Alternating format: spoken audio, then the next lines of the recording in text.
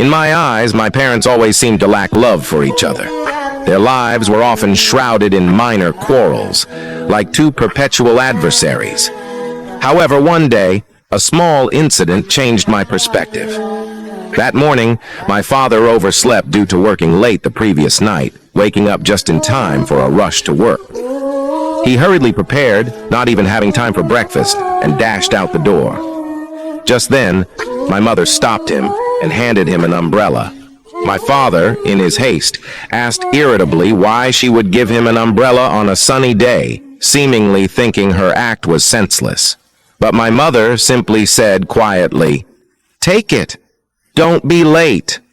Though puzzled, my father took the umbrella and left in a hurry. At the end of the workday, a sudden downpour made my father realize my mother's thoughtfulness.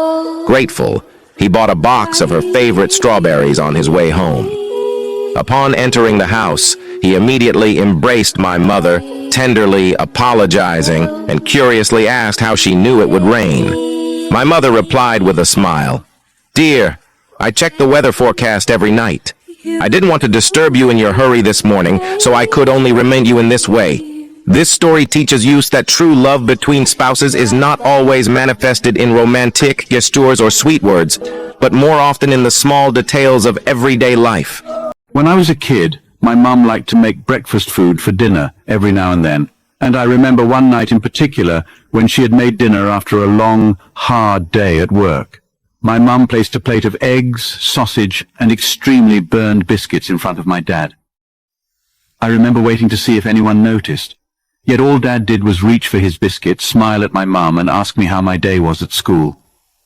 I don't remember what I told him that night, but I do remember watching him smear butter and jelly on that biscuit and eat every bite.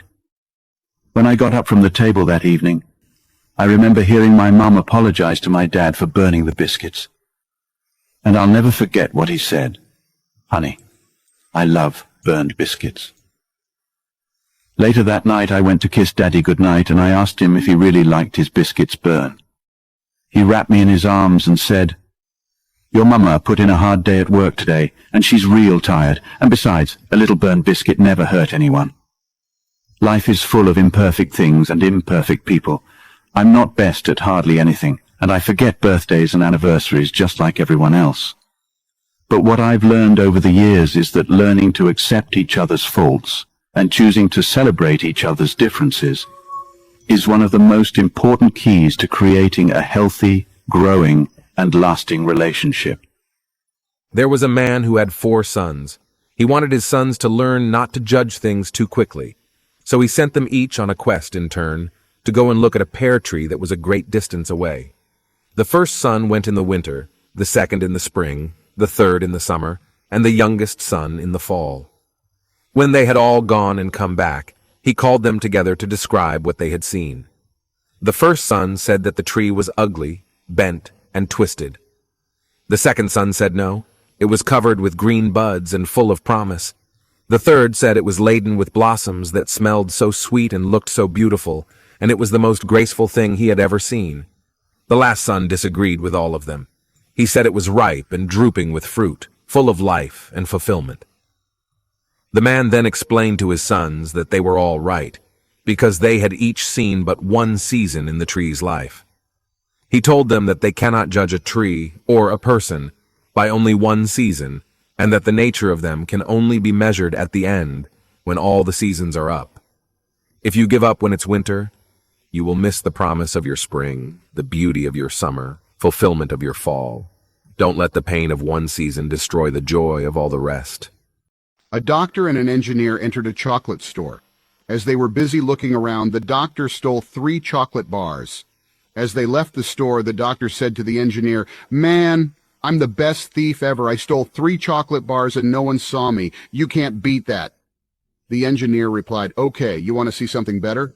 Let's go back to the store and I'll show you real stealing." So they both went up to the counter, and the engineer said to the shopkeeper, "Hey, would you like to see some magic?" The shopkeeper replied, "Yes."